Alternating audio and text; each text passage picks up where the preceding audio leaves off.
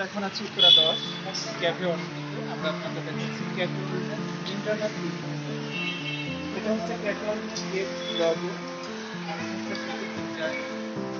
খুবই চমৎকার ছোট্ট বাসি থেকে ডিজাইন করা হয়েছে, একেবারেই ন্যাচারাল।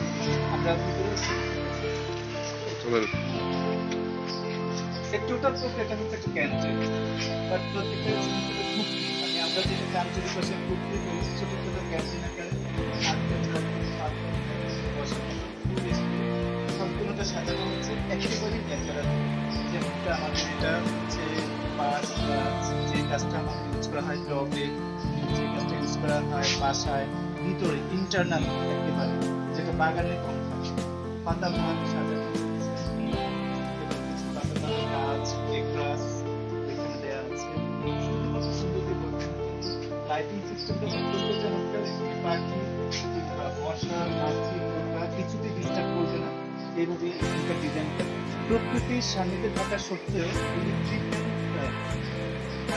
গরম প্রকৃত লাগে, সেক্ষেত্রে যেমন পাতা আর এমনিতে এখানে গরম কম ছন। এটা হচ্ছে একেবারেই বাঙালির হাজার বছরের ঐতিহ্য। এই ছনের মেরা ছন, চাল, ছন গাছ থেকে এটা হয়। এটাই হচ্ছে আমাদের মূলত মেইন সৌন্দর্য। এখানে আছে কিছু বন গাছ, যেটাকে আমরা কুমিরা লতা নামে চিনি।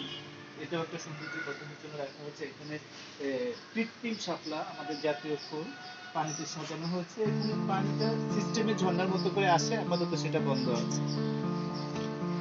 একইভাবে এখানকার সবচেয়ে আকর্ষণীয় জিনিস হচ্ছে পাখির বাসা, ন্যাচারাল পাখির বাসা।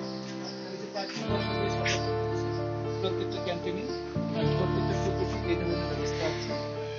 সবচেয়ে বড় আকর্ষণ যেটা হচ্ছে আমাদের কেক রাস্তাটা, যেখানে প্রকৃতির সত্তায় পেডিকিউর, মানে আপনি এখানে বসবেন টিকিট কেটে, বসার পরে এখান থেকে আপনার পায়ের যত ময়লা আছে, এই মাছগুলির সবচেয়ে প্রিয় খাবার হচ্ছে মানুষের পায়ের ময়লা। অতএব এই পায়ের ময়লাগুলি খেয়ে ফেলে আমরা পার্লারে গিয়ে পেডিকিউর করতে হবে না, এখানে বসে ক্যান্টিনে নাস্তাও খাবো, ফুলও খাবো, কফিও খাবো, পাশাপাশি পায়ের সেবা যত্ন হয়ে যাবে। আর এখানে এই ধরনের কিছু মাছ আছে যেগুলি যত্ন করছে, এগুলি সেট হবে। আর এর সাথে লাস্ট কর্নার, একসাথে অনেকজন বসা যায়। এছাড়াও পাশাপাশি ওখানে স্মোকিং জোন আছে।